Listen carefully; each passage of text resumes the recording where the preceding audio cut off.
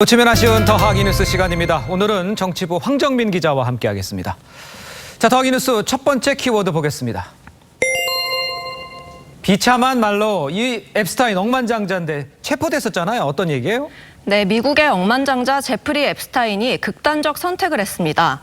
미성년자 성매매 혐의로 교도소에 수감 중이었는데 현지 시간으로 10일 스스로 목숨을 끊은 겁니다. 아이고. 앱스타인은 헤지펀드 매니저 출신으로 억만장자인데 빌 클린턴, 도널드 트럼프 등 미국 전현직 대통령들과 친분이 깊은 것으로 알려져 있습니다.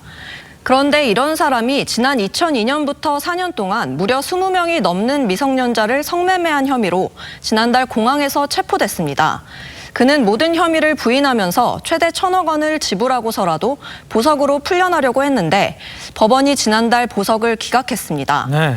이후 목 주변에 심한 타박상을 입은 채 교도소 감방에서 발견됐습니다. 어허.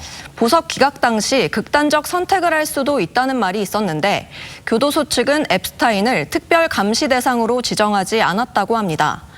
윌리엄 바미 법무장관은 끔찍한 일이라면서 법무부 감찰관에 조사를 지시했는데 앱스타인을 둘러싸고 일었던 여러 추악한 진상은 끝내 묻히는 게 아니냐는 이야기가 나옵니다.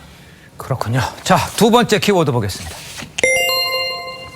일본 대신 벨기에, 이 삼성의 모습인데 그렇다면 반도체 이야기인가요?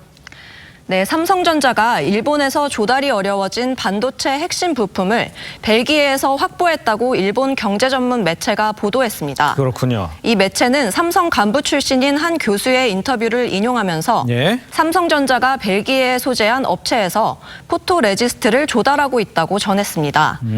이 매체는 일본 기업 JSR과 벨기에 한 연구센터가 합작 설립한 EUV 레지스트를 공급업체로 추정하면서 최대 10개월치까지 확보했다고 분석했습니다. 네. 삼성전자는 벨기에산 수급에 관련한 입장은 따로 없다고 말했습니다.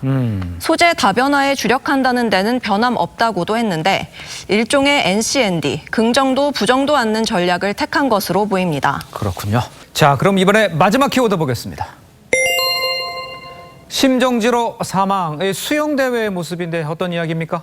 네, 또 하나의 안타까운 사망 소식입니다. 전 세계 수영 동호인들의 축제죠. 올해 광주 세계마스터즈 수영대회 수구 경기에 참가한 70대 미국인 고령 선수 A씨가 경기 도중에 심정지 증상을 보이다 결국 숨졌습니다. A씨는 어제 오후 호주와의 경기에 출전 중이었는데요. 갑자기 팔다리가 풀리면서 움직임이 둔해지다가 물속에서 쓰러져 응급실에 실려갔습니다. 한때 맥박을 되찾기도 했지만 오늘 새벽에 다시 심정지 상태를 보이면서 사망 판정을 받았습니다.